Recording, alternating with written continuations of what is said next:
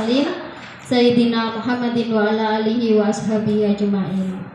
Rabbi shrahli sadri wa yassirli amri wahlul 'uqdatam min lisani yafqahu qawli. Amma ba'du. Alhamdulillah, puji syukur kehadirat Allah Subhanahu wa taala. Di siang yang begitu wah ini kita bisa hadir di sini dalam pemenuhan tugas aksi nyata saya sebagai guru penggerak angkatan ke-9 dengan menyebarkan pemahaman dan penerapan pengalaman budaya positif di sekolah. Pertama-tama saya ucapkan terima kasih ya ibu-ibu semua atas kehadirannya. Saya ada pantun nih Bu, sedikit. Kalau saya berpantun jenengan cakep gitu ge.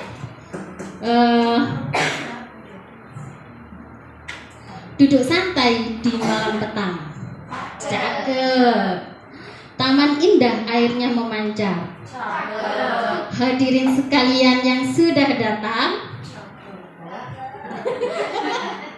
semoga rezekinya makin lancar. Amin ya rabbal alamin. Terima kasih. Sebelum kita masuk ke inti, saya ada beberapa pertanyaan Ibu, setuju atau tidak ya? Jenengan tinggal jawab atau angkat tangan saja.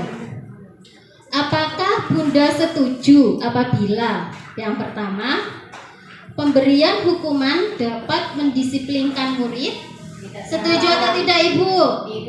Tidak setuju. Yang setuju angkat tangan Bu, yang setuju angkat tangan. Coba Bu, tidak ada yang setuju ya, berarti tidak setuju semua. Selanjutnya, pemberian hadiah dapat meningkatkan prestasi. Setuju atau tidak Ibu? Setuju? Setuju semua. Oke, selanjutnya guru harus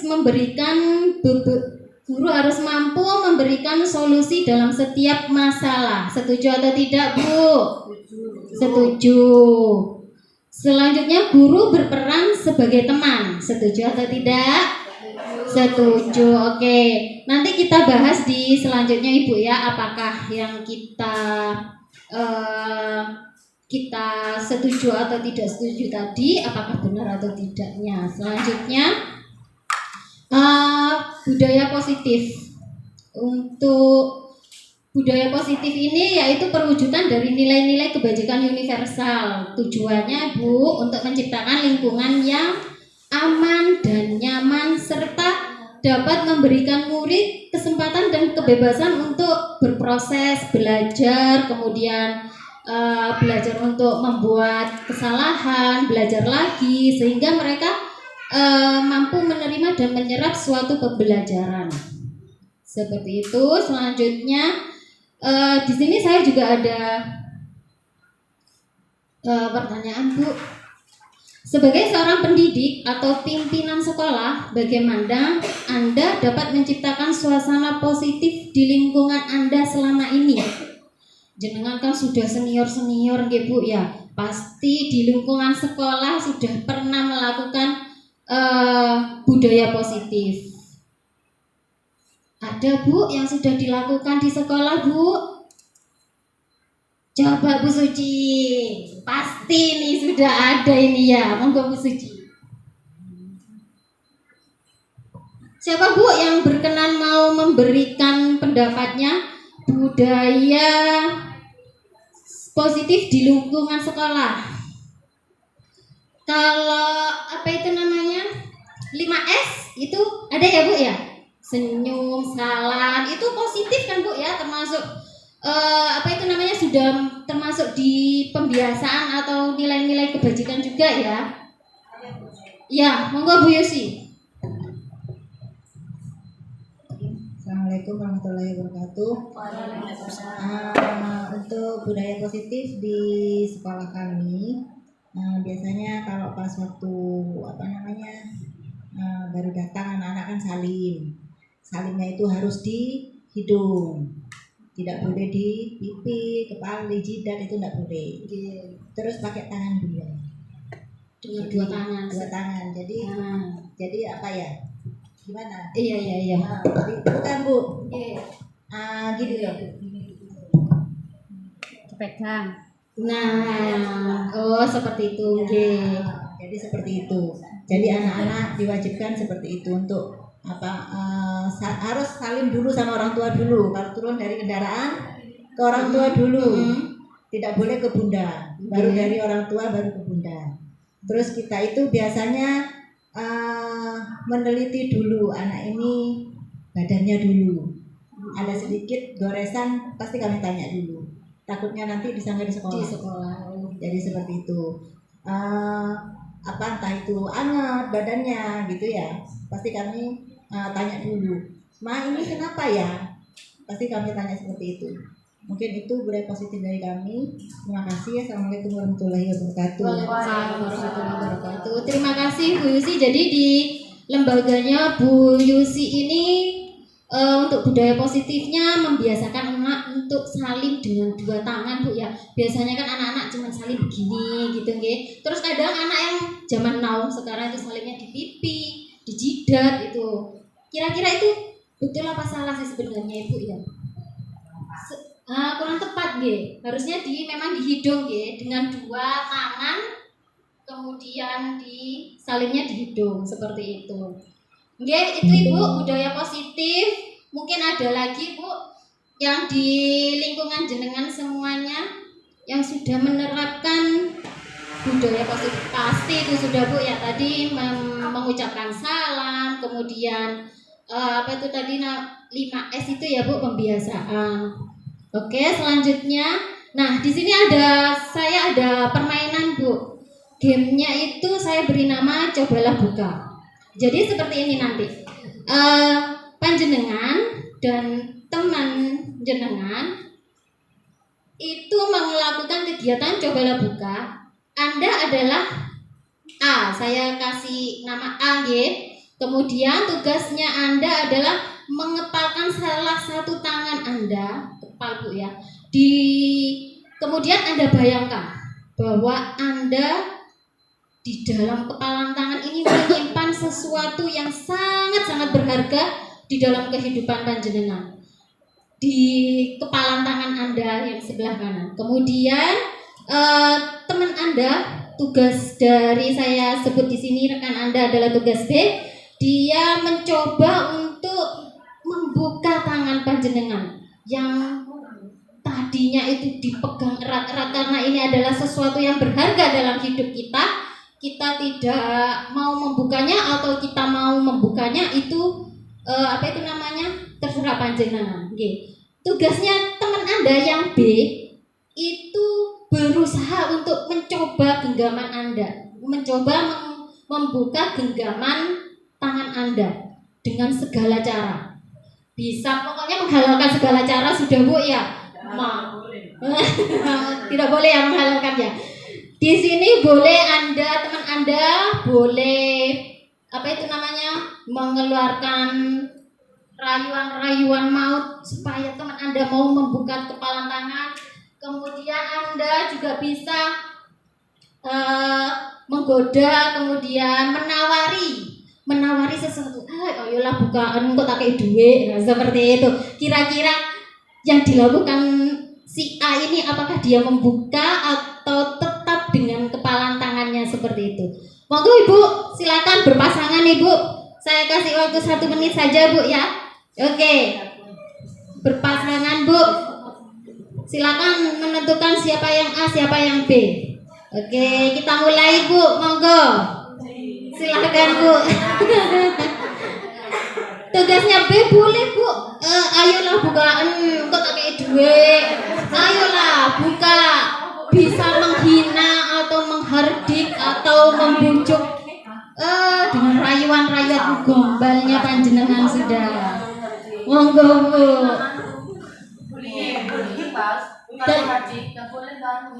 Oh gitu, nggih, terserah. Dengan rayuan saja boleh. Rayuan gombal. Kalau sekarang rayu ini biasanya Pak Jani pinter ngerayu itu. Ya Pak. Ayo Pak.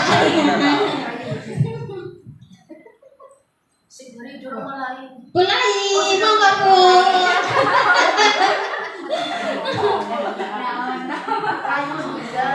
Di tangan Anda ini adalah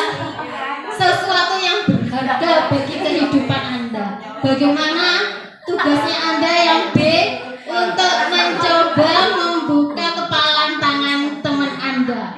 Apakah bisa atau terbuka atau tidak terbuka, Ibu? Ada uangnya di sini. Boleh dikritik-kritik.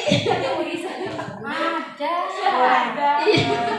Aku gusto sama temannya. Oh, enggak. Sampun ya Ibu ya. Sampun sudah. Kira-kira Ibu teman Anda ada yang membuka atau bagaimana? Ada kurang kuat ya.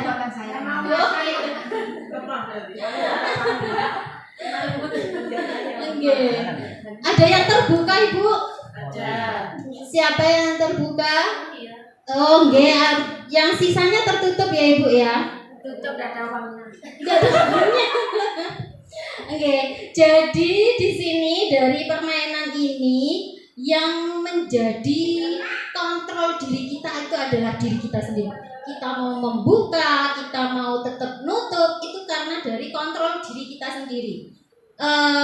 Sesuatu yang berharga ini kalau misalnya ada sih yang apa itu namanya dirayu dengan rayuan maut, rayuan gombal, bisa saja terbuka Ibu, tapi tetap saja dengan kontrol dari kita sendiri ya Ibu ya, bukan dari kontrol orang lain.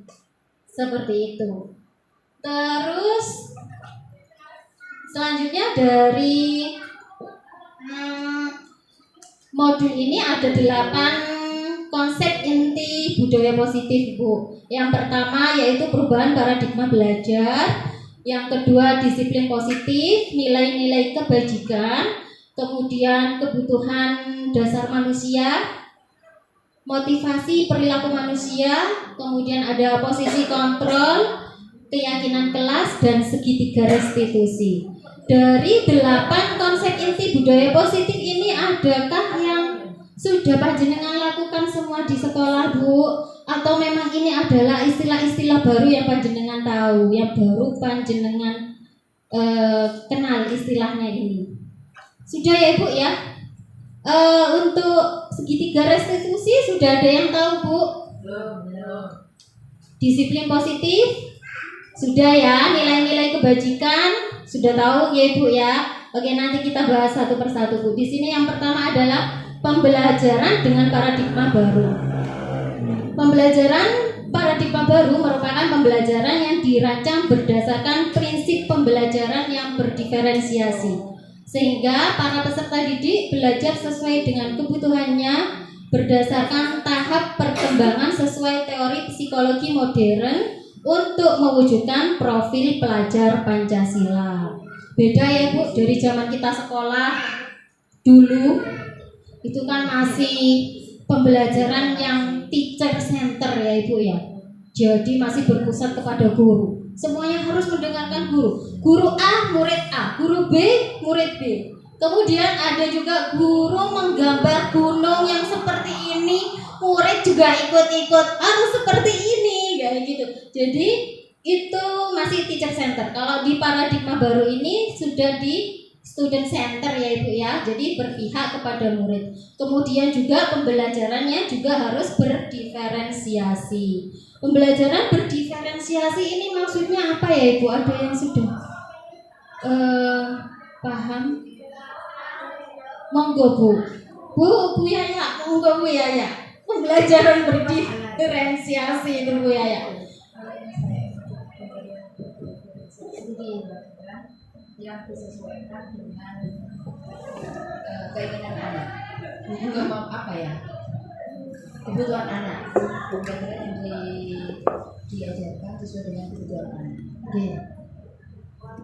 Kalau di sekolah itu kan memang pakai apa sentra ya. Jadi di sentra itu kita membuat pembelajaran itu ada 4 atau 5 kegiatan satu hari gitu. Itu yang kalau yang sekarang saya kalau itu kan pakai itu ya, jadi permainan itu yang kita ambil kalau kita membuat 3 kita bisa membuat 6 permainan yang berbeda tapi tujuannya sama. Itu Ibu. Jadi berdiferensiasi itu seperti itu ya Ibu ya. terserah kita mau sentra atau kelompok itu seenaknya gurunya sudah Bu ya, mau sentra atau kelompok semudahnya, bikin mudah kita ya. Kemudian memang untuk berdiferensiasi itu satu tujuan ya Ibu ya, meskipun kegiatannya berbeda tapi tetap ya, kalau kita dulu itu indikator ya Bu ya, capaian pembelajarannya itu sama satu gitu nggih Bu nggih. Kemudian untuk mewujudkan profil pelajar Pancasila ada 6 dimensi ya Ibu ya. Ada beriman bertakwa pada Tuhan Yang Maha Esa dan berakhlak mulia, berkebinekaan global, bergotong royong, kreatif, bernalar kritis, dan juga mandiri. Sudah hafal Bu 6 dimensi profil pelajar Pancasila Bu? Atau lagunya sudah hafal Bu? Dalam? Nggih, ya sudah dipraktekkan di sekolah nggih Bu ya. Apa kita? Oh gitu. Apa kita praktekkan juga di sini Bu? Oke, monggo. Sebentar ya.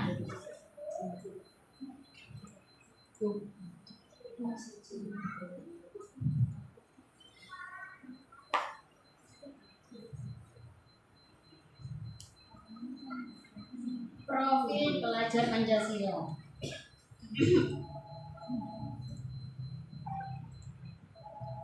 Bu, monggo dipakai mic-nya, suaranya yang keras kalau kita mau bernyanyi ya Bu ya.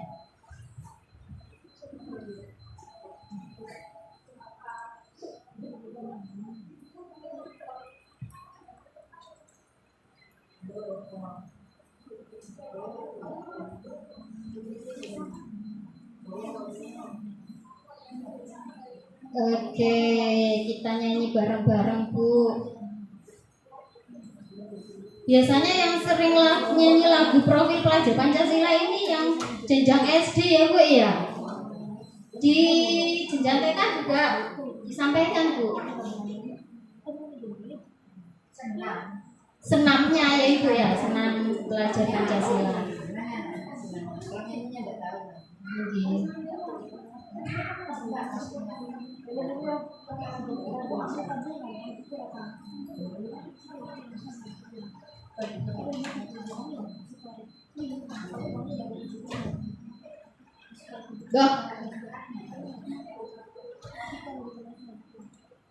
Ini sepertinya jaringannya agak kita lanjutkan nyanyinya, kita di akhir acara juga enggak apa-apa ya Bu ya. Tepuk profil ya ada.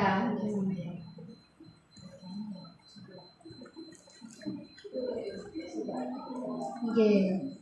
Kita lanjutkan nanti aja untuk tepuk profil pelajar Pancasilanya Bu ya.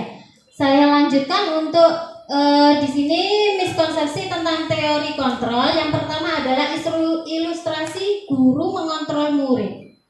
Ini sebenarnya apa itu namanya? Benar apa tidak sih Bu? Kalau kita itu mengontrol murid. Iya. Jadi di sini ini untuk apa itu namanya mengontrol murid itu ilustrasi guru mengontrol murid itu sebenarnya tidak apa ya? Tidak benar adanya Ibu. Karena apa? Karena yang tadi saya sampaikan tadi itu pada dasarnya setiap perilaku manusia itu memiliki tujuan Bu ya. Anak itu seperti tadi kita bermain game cobalah buka, yang dapat mengontrol kita itu adalah diri kita sendiri Bu. Jadi pada dasarnya anak itu sudah memiliki kontrol sendiri. Ketika misalnya kita sudah memberikan hei ayo nak silakan duduk, tapi karena kita anak itu tidak mengizinkan untuk dikontrol sama gurunya, boleh mungkin dia akan duduk sebentar, tapi setelah itu dia akan beranjak lagi gitu loh Bu. Karena apa? Karena tidak didasari dari intrinsik itu ya. Kemudian yang kedua, ilustrasi bahwa kritik dan membuat rasa bersalah mampu menguatkan karakter. Kalau dulu kita kalau dikritik itu bisa jadi ini ya Bu ya. Tapi kalau anak sekarang itu ilustrasinya itu kalau dikritik itu dia akan merasa down atau merasa kurang percaya diri. Contoh misalnya seperti ini. Bu guru, ini gambarku seperti ini gitu. Loh kok kayak gini Sena? Ini kan kurang rapi. Terus ini kok keluar garis. Itu kan termasuk kritikan nggih Bu nggih. Nah, di situ anak itu akan merasa down, terus rasa kurang percaya dirinya itu sudah tidak muncul lagi Bu karena tadi itu. Jadi di sini ilustrasi bahwa kritik dan membuat rasa bersalah itu mampu menguatkan karakter. Itu hanya ilusi Bu. Kemudian yang ketiga, bahwa semua penguatan positif efektif dan manfaat dengan pemberian hadiah, kemudian reward kayak gitu itu ternyata itu kurang efektif ya Bu ya. Jadi ayo nak, apa itu namanya, kerjakan ini, nanti kalau selesai kasih hadiah sama Bu Guru. Itu kurang efektif ya Ibu ya. Karena apa? Karena nanti kalau tidak dikasih hadiah mereka tidak akan mau mengerjakan gitu nggih. Kemudian ilusi bahwa orang dewasa berhak memaksa. Nah, ini ibu-ibu yang punya putra biasanya, "Ma, aku besok nanti kalau sudah ini harus kayak gini." "Gak boleh nak, kamu harus kayak gini." Gitu ya. Itu adalah ilusi orang dewasa berhak untuk memaksa. Selanjutnya, disiplin positif. Kalau kita mendengar kata disiplin itu apa sih yang terbenak di pikiran ibu-ibu semuanya? Ya Bu, berlaku sesuai aturan, tertib, kemudian hukuman juga ya Ibu ya. Jadi di sini disiplin berasal dari bahasa Latin yang artinya adalah belajar. Gitu. Memang di benak kita itu disiplin itu kudu tertib, kudu sesuai peraturan. Nanti kalau tidak sesuai peraturan akan mendapatkan hukuman seperti itu kan? Atau nanti ada konsekuensinya, atau nanti ada penghargaan seperti itu. Bahwasanya di sini disiplin itu artinya adalah belajar. Disiplin mengacu pada disiplin diri yang memiliki tanggung jawab terhadap apa yang dilakukan berdasarkan nilai-nilai kebajikan. Jadi intinya disiplin itu kita belajar Bu ya. Belajar untuk menumbuhkan karakter bertanggung jawab kepada anak. Menumbuhkan nilai-nilai kebajikan kepada anak. Kemudian disiplin positif merupakan salah satu cara penerapan disiplin yang bertujuan untuk menumbuhkan kesadaran serta memberdayakan peserta didik tanpa imbalan atau penghargaan, ancaman atau hukuman. Di sini tujuannya pendidik itu adalah menumbuhkan perilaku yang berdasarkan nilai-nilai kebajikan universal yang berasal dari motivasi intrinsik. Nah, di sini Bu, tugasnya pendidik kita itu harus bisa menumbuhkan disiplin itu berasal dari motivasi intrinsiknya dari anak itu sendiri dengan cara kita menumbuhkan perubahan dengan perilaku. Kita bisa menumbuhkan tanggung jawab anak gitu ya. Jadi kalau sesuai aturan itu nanti biasanya itu pasti anunya itu ada di hukuman atau penghargaan itu nggih Bu. Kalau disiplin positif ini nanti arahnya kepada anak bisa lebih bertanggung jawab, bisa lebih mandiri seperti itu.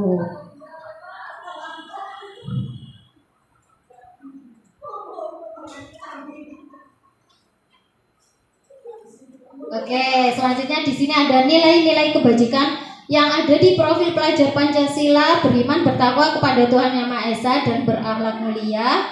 kebinekaan global, gotong royong, mandiri, kreatif, dan bernalar kritis. Menurut IBO, Primary Years Program atau PYP, nilai-nilai kebajikannya adalah toleransi, rasa hormat, integritas, mandiri, menghargai, antusias, empati, keingintahuan, kreativitas, kerjasama, percaya diri, dan komitmen. Kalau menurut keterampilan hidup atau life skill-nya, di sini itu nilai kebajikannya dapat dipercaya, lurus hati, pendengar yang aktif, tidak merendahkan orang lain, dan memberikan yang terbaik dari diri. Selanjutnya ada 5 kebutuhan dasar manusia, Ibu. Seperti yang saya sampaikan tadi bahwa semua perilaku kita itu pasti memiliki tujuan. Contoh, anakku di sekolah ini kok senengane ngebui temennya ya. Pasti dia memiliki tujuan. Kenapa dia kok memukul temennya? Kenapa dia suka memukul temennya? Nah, pasti di situ ada salah satu kebutuhan dasarnya yang tidak terpenuhi, Ibu. Di sini 5 kebutuhan dasar itu adalah survival, power, kemudian freedom, fun, dan love. Untuk bertahan hidup di sini itu ada keselamatan, keamanan, kesehatan, kemudian memilih keturunan, juga sandang, pangan, dan juga papan ya Ibu ya. Cinta, kasih, dan diterima. Kebutuhan cinta, kasih, dan diterima itu seperti keanggotaan, keterhubungan. Dia merasa diterima di dalam lingkungannya. Jangan main sama itu enggak aku enggak mau main sama dia. Nah, di situ dia harus cinta, kasih, dan diterimanya, kebutuhannya yang masih belum terpenuhi. Kemudian di sini ada kesenangan, hiburan, kegembiraan, tawa, dan juga belajar. Terus kebebasan, kemerdekaan, mobilitas, pilihan, dan juga kreativitas. Penguasaan, di sini juga ada kontrol, prestasi, kompetisi, dan juga pengaruh, Ibu. Di sini saya juga ada pertanyaan, Ibu. Kebutuhan dasar apa yang berusaha dipenuhi dari pernyataan berikut? Ibu guru tidak menyapa aku hari ini, padahal aku pakai jepit rambut baru. Itu termasuk kebutuhan apa yang belum dipenuhi ya Ibu ya? Di sini ada cinta dan kasih, kebebasan, kesenangan, dan penguasaan. Kira-kira yang mana ya Ibu ya? Ibu guru tidak menyapa aku hari ini, padahal aku pakai jepit rambut baru. Berarti kebutuhan dasarnya yang belum terpenuhi sama anak tersebut apa ya Ibu ya? Di sini ada cinta dan kasih sayang, kebebasan, kesenangan, dan juga penguasaan. Tinggi cinta dan kasih sayang. Selanjutnya, aku bosen masa belajarnya cuma gitu-gitu aja, dengerin ibu guru aja. Termasuk kebutuhan yang harus dipenuhi apa Ibu? Kebebasan, kesenangan, penguasaan, cinta dan kasih. Yang mana Ibu? Kebebasan atau kesenangan? Kesenangan ya Ibu ya. Oke, selanjutnya besar ya Bu ya. Saya baca saja ya. Oke, selanjutnya di sini ada cerita Bu. Ceritanya itu Ihsan, siswa kelas 10A, SMA, karakter mulia. Ia anak yang pendiam dan juga pemalu. Selama jam istirahat, ia lebih banyak membaca buku di perpustakaan atau berdiam diri di kelas. Hari itu adalah hari technical meeting lomba debat antara SMA yang juga diikuti oleh tim debat SMA karakter mulia. Tiba-tiba ada kabar bahwa Adit, anak kelas 10B yang sudah didaftarkan mengikuti lomba debat mewakili sekolah, sakit demam berdarah dan dirawat di rumah sakit, sehingga ia tidak bisa menghadiri acara technical meeting lomba debat di hari itu. Kemudian kepala sekolah bertanya pada guru-guru, siapa yang sebaiknya menggantikan Adit? Guru-guru sepakat merekomendasikan Ihsan karena kinerjanya yang bagus di pelajaran bahasa Inggris dan pengetahuannya yang luas. Ihsan akhirnya menghadiri technical meeting hari itu. Setelah itu, ia berlatih berdebat bersama anggota tim debat yang lain, Sinta dan Indra. Di bawah bimbingan Pak Frans, guru pelatih debat, Mereka mewakili sekolah dan tim debat SMA Karakter Mulia menjadi juara umum. Sejak saat itu, Ihsan sudah berubah menjadi anak yang lebih percaya diri, tidak pemalu dan pendiam lagi. Semua murid dan guru mengenalnya sebagai Ihsan si juara kompetisi debat. Pada jam istirahat, ia banyak menghabiskan waktu bersama teman-temannya. Ia juga semakin rajin belajar debat dan mengikuti berbagai lomba debat. Ia menjadi ketua klub debat di sekolahnya. Ia giat mempromosikan klub debat agar anggotanya bertambah dan ia juga bersemangat melatih juniornya di klub debat tersebut. Kira-kira kebutuhan dasar mana yang terpenuhi pada Ihsan sehingga membuatnya berubah, Ibu? Tadi kan dia itu anaknya yang pendiam dan pemalu ya Bu ya.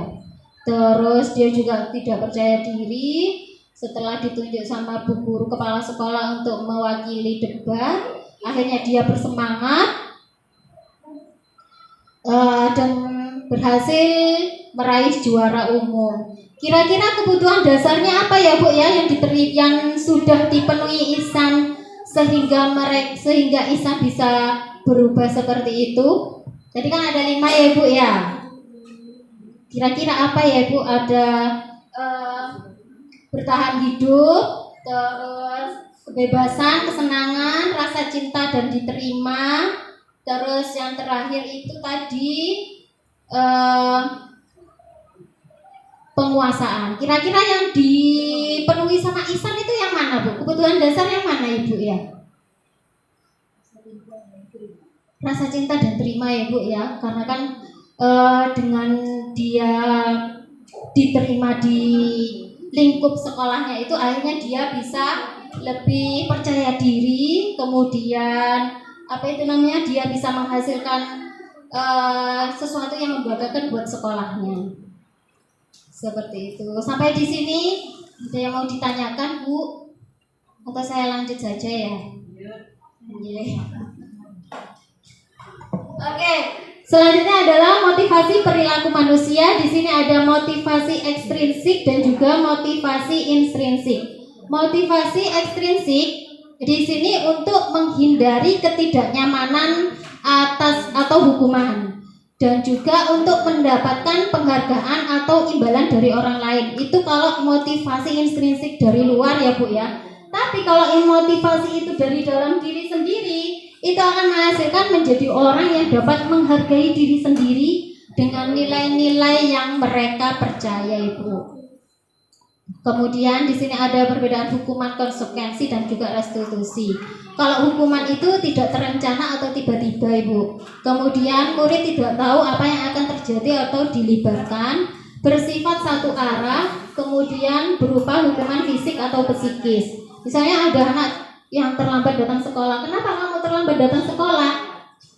Bu guru sudah tidak mau mendengarkan alasannya, jadi langsung dihukum. Ya sudah, sana kamu lari lapangan 10 kali. Seperti itu ya Bu ya. Kemudian untuk konsekuensi di sini ada terencana atau disepakati sesuai aturan. Kemudian murid tetap dibuat tidak nyaman. Sikap guru selalu memonitor murid. Untuk restitusi, proses menciptakan kondisi bagi murid untuk memperbaiki kesalahan. Proses kolaboratif yang mengajarkan murid untuk mencari solusi sendiri.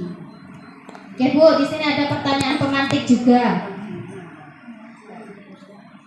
Saya bacakan Bu ya untuk pertanyaannya. Tisa dan Hana dipanggil masuk ke ruangan Ibu Dewi, Kepala Sekolah SMA Makmur. Ibu Dewi baru saja mendapatkan pengaduan dari Ibunda Tisa bahwa Hana menggunakan kata-kata kasar dan merendah-rendahkan Tisa di sosial media. Anto jarang sekali hadir di pembelajaran jarak jauh. Pada saat hadir, Anto seringkali menggunakan kata-kata kasar di dalam kolom chat mengejek teman-temannya. Hal ini sudah sangat mengganggu dan beberapa orang tua murid yang mengikuti pembelajaran daring mengeluhkan tentang perilaku Anto di pembelajaran jarak jauh. Bila Anda adalah seorang kepala sekolah, penerapan disiplin apakah yang akan Anda lakukan untuk kasus Hana dan kasus Anto? Ibu, kalau sekarang panjenengan jadi kepala sekolah, kasusnya tadi itu bagaimana sikap panjenengan terhadap Anto dan Hana untuk penerapan disiplinnya mereka? Mungkin ada yang mau berbagi pendapat dengan saya, Bu?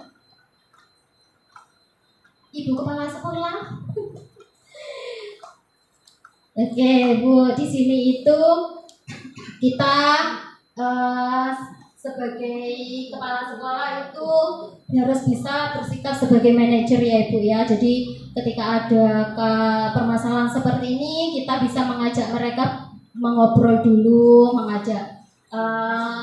menanyakan kenapa bersikap seperti itu, gitu kan Bu ya. Tidak langsung memberi menjat anak itu, oh, kamu itu paling kurang kasih sayang atau apa di rumah, paling kamu itu broken home atau apalah gitu nggih. Jadi sikap kita bisa sebagai posisi manajer di sini, kita mengajak murid yang bermasalah tadi itu mengobrol berdua, menanyakan bagaimana, mengapa alasannya berbuat seperti itu, kemudian bagaimana untuk memperbaiki perilakunya seperti yang negatif tadi itu, Bu. Kemudian di sini Bu ada 5 posisi kontrol guru. Yang pertama adalah sebagai penghukum, kedua sebagai pembuat rasa bersalah, yang ketiga sebagai teman, dan keempat sebagai pemantau, yang kelima sebagai manajer. Di sini untuk perilaku kontrol negatif itu sebagai guru, sebagai penghukum dan juga membuat orang merasa bersalah, Bu. Kalau guru itu sebagai penghukum itu biasanya menghardik, menunjuk-nunjuk sambil menyakiti atau menyindir dengan kata, biasanya guru itu, kamu kalau tidak mau melakukannya, saya akan saya akan menghukummu atau saya akan apa, seperti itu Bu ya. Dan hasilnya nanti anak itu akan memberontak, menjadi anak yang pendendam dan juga suka menyalahkan orang lain. Itu kalau kita berada di posisi sebagai penghukum. Untuk selanjutnya kontrol guru sebagai pembuat orang merasa bersalah. Guru itu biasanya berceramah, menunjukkan kekecewaan yang mendalam. Guru biasanya itu berkata, kamu sudah mengecewakan ibu nak, seperti itu. Jadi anak itu akan merasa bersalah. Kemudian hasilnya di sini akan menyembunyikan atau menyangkal atau biasanya juga berbohong Ibu. Kemudian untuk perilaku kontrol positif, di sini ada teman dan juga pemantau. Kalau teman itu membuatkan alasan-alasan untuk murid-muridnya. Biasanya yang ibu-ibu, bu guru yang suka membuat alasan untuk muridnya itu ya Bu ya, biasanya berkata, lakukan untuk ibu, ya sudah nanti bapak ibu bantu bereskan, nah seperti itu. Dan hasilnya anak akan merasa ketergantungan. Untuk perilaku kontrol positif sebagai pemantau, di sini guru biasanya berbuat menghitung dan mengukur. Guru biasanya berkata, apa peraturannya, apa konsekuensinya atau sanksinya, apa yang telah kamu lakukan, apa yang terjadi sekarang, seperti itu. Untuk kontrol diri di sini sebagai manajer Ibu, di sini adalah identitas berhasil atau suksesnya seorang guru itu berada di sini sebagai manajer Ibu.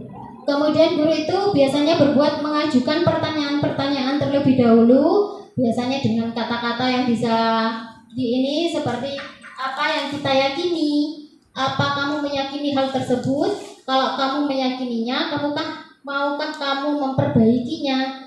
Kalau kamu memperbaikinya, jadi kira-kira hal tersebut akan menggambarkan apa tentang dirimu. Dan hasilnya di sini akan menguatkan watak atau karakter si anak Ibu. Jadi kontrol diri yang paling berhasil atau sukses itu adalah di kontrol diri sebagai manajer. Kalau Ibu selama ini sudah berada di kontrol posisi di mana ya Bu ya? Apakah sebagai penghukum ada Bu? Tidak ada ya Bu ya. Kalau bunda-bunda PAUD ini tidak ada yang sebagai penghukum. Kemudian mungkin bisa jadi sebagai teman atau juga manajer. Sudah kita lakukan Bu, manajer itu sudah kita lakukan kalau ada anak yang bermasalah kita panggil, kemudian kita kasih arahan, seperti itu kan biasanya yang kita lakukan Bu ya. Cuman kita masih belum tahu teorinya yang sebenarnya. Kemudian contoh penerapan 5 posisi kontrol guru. Di sini kasusnya adalah murid tidak mau berbagi mainan Bu.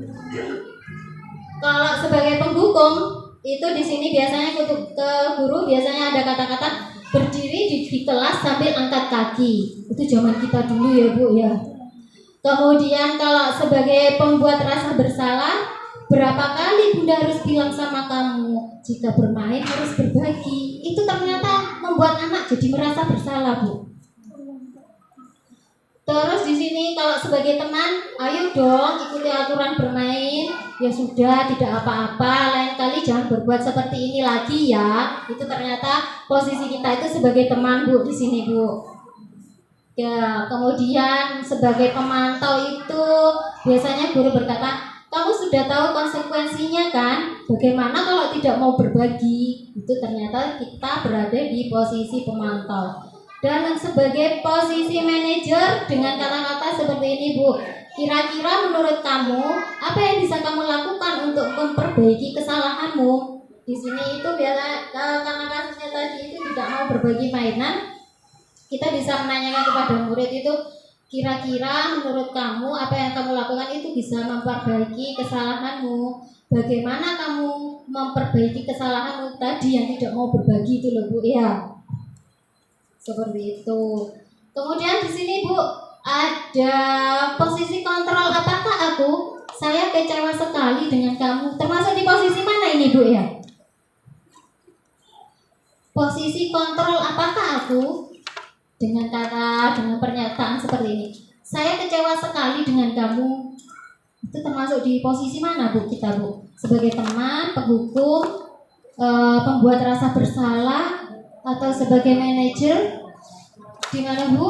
Membuat rasa bersalah ya Bu ya? Oke, benar sekali Bu. Tepuk tangan buat kita. Selanjutnya di posisi kontrol apakah aku? Kamu ini ya sudah tidak apa-apa. Lain kali jangan diulangi lagi ya. Itu sebagai teman. Oke, pinter kok Bu ya. Selanjutnya posisi kontrol apakah aku? Bagaimana kamu memperbaiki kesalahanmu ini?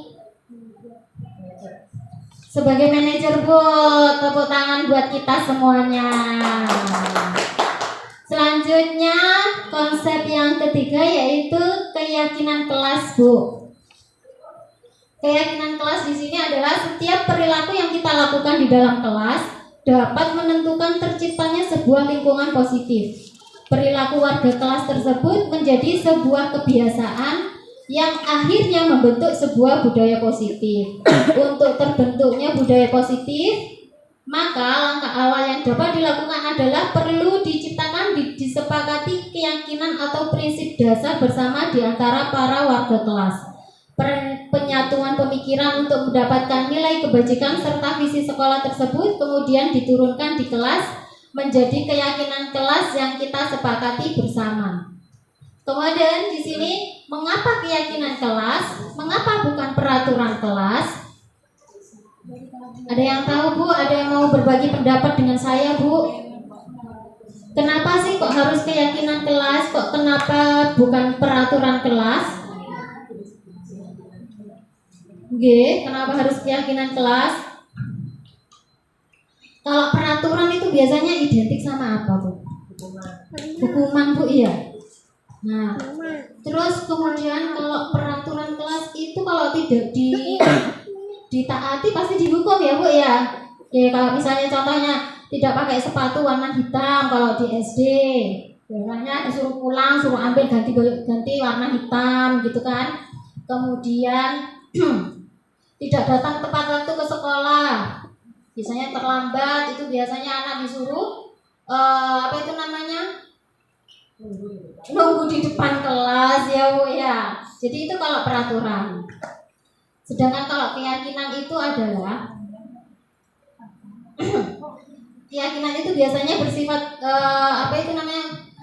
bersifat abstrak Bu, berupa pernyataan universal, kemudian dibuat dalam pernyataan positif. Jadi bahasanya itu bahasa positif Bu. Kalau di peraturan kelas itu kan ada dilarang mencontek kayak gitu kan Bu ya. Kalau di keyakinan kelas itu lebih ini Bu, ke pernyataan positif Bu. Kemudian harus disesuaikan dengan kondisi kelas. Dan pembuatan keyakinan kelas ini juga harus melibatkan semua warga kelas dan hasilnya bisa ditempel pada dinding kelas. Kalau di sekolah panjenengan semua sudah ada Bu ya keyakinan kelas Bu ya yang ditempel di dinding itu loh Bu. Apa itu namanya? Bermain harus berbagi, kemudian apa itu namanya? Bermain bersama gitu kan Bu ya. Terus mencuci tangan sebelum makan gitu kan ada ya Bu ya, sudah ditempel ya Bu ya di dalam kelas. Kemudian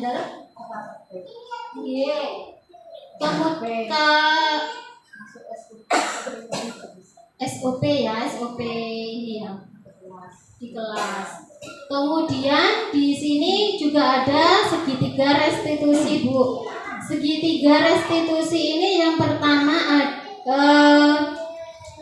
segitiga restitusi ini yang dimaksud adalah proses dialog yang dilakukan guru agar dapat menghasilkan murid yang mandiri dan bertanggung jawab. Seperti saya sebutkan tadi, di sini ada 3 tahapan Bu. Yang pertama ada menstabilkan identitas, yang kedua validasi tindakan yang salah, kemudian yang ketiga adalah menanyakan keyakinan. Untuk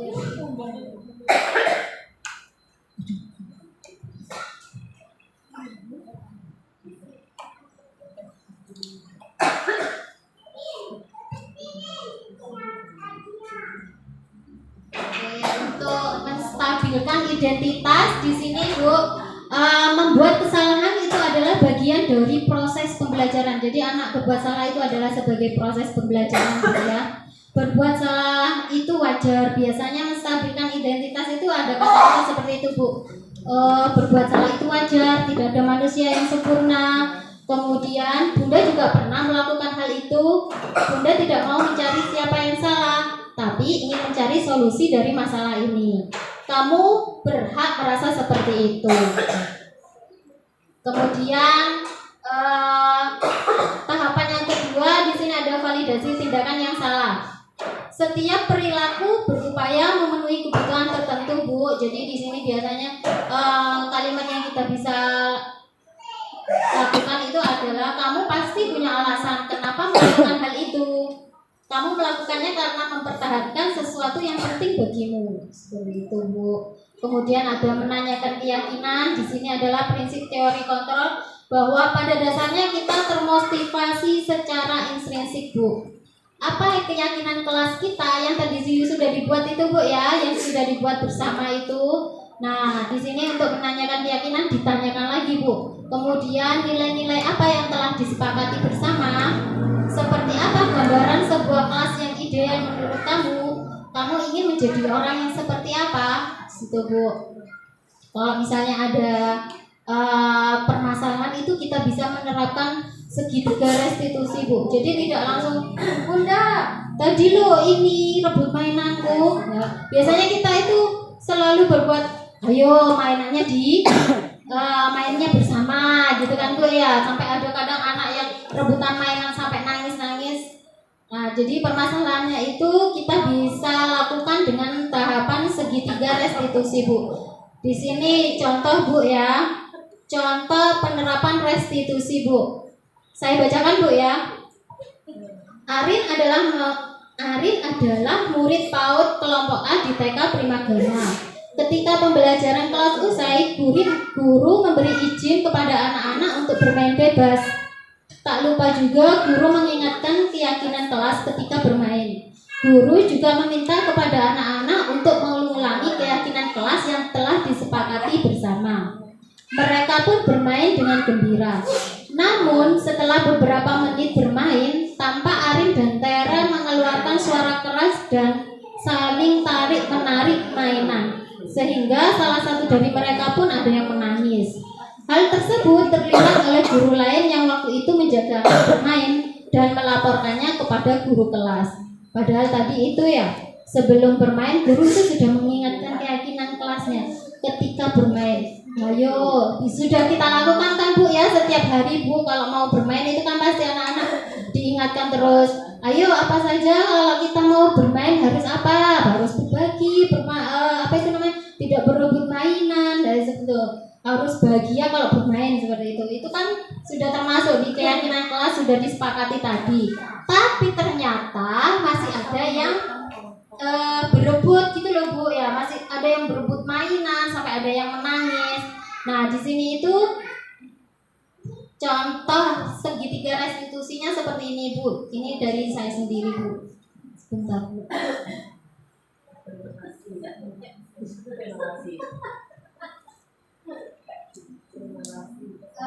Ternyata itu nggak keluar videonya Bu ya, soalnya kan PDF Bu ya. Jadi harus harus itu yang keluar saya Bu. Jadi harus di ini dulu ya, saya soalnya buatnya itu di Canva Bu. Ternyata yang saya download ternyata bukan video, malah PDF.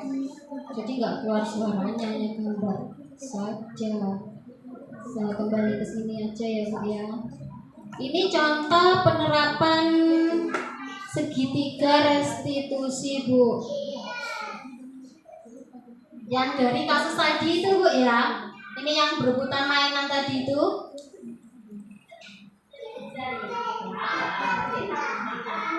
Nah, di sini ini yang pertama tahapan menstabilkan identitas. Dengeran Bu?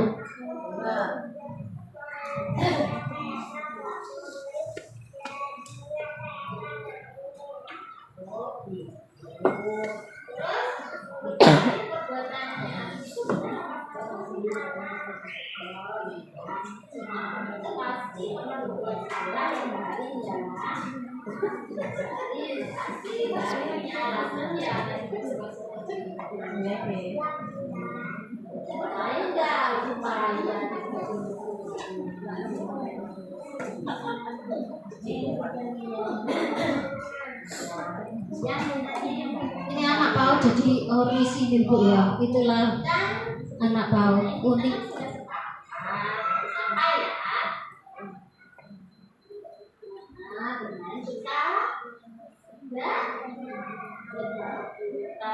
Terus apa lagi? Yang lainnya mengendalikan.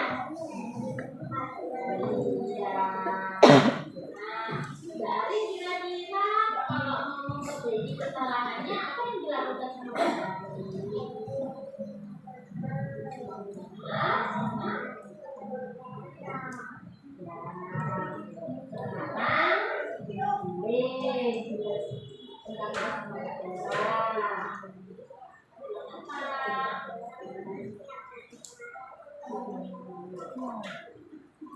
Makasih ya.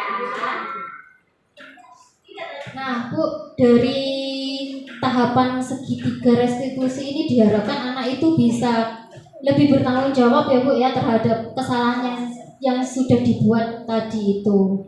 Kemudian juga menumbuhkan karakter mandiri kepada anak, memecahkan masalah sendiri seperti itu Bu ya. Jadi di sini itu tugasnya Bunda itu untuk mengatasi permasalahan yang ada di sekolah, kita bisa menggunakan tahapan segitiga restitusi ini Bu. Yang pertama tadi apa Bu? Lupa ya Bu ya. Yang pertama tadi itu menstabilkan identitas dulu Ibu ya. Kemudian menstabilkan identitas itu nggak apa-apa, bukan berarti berbuat salah itu tidak apa-apa, bukan berarti kita membenarkan iya seperti itu. Kemudian untuk validasi tindakannya, kenapa, alasanmu apa berbuat seperti itu ya gitu ya. Kemudian menanyakan keyakinan, tadi kan sudah diingatkan keyakinannya kelas apa, bagaimana kamu memperbaiki kesalahanmu, dengan cara apa, seperti itu Ibu ya. Oke, selanjutnya Selesai, Bu. Oke. Di sini ada ini ya, Bu ya, ada penutup.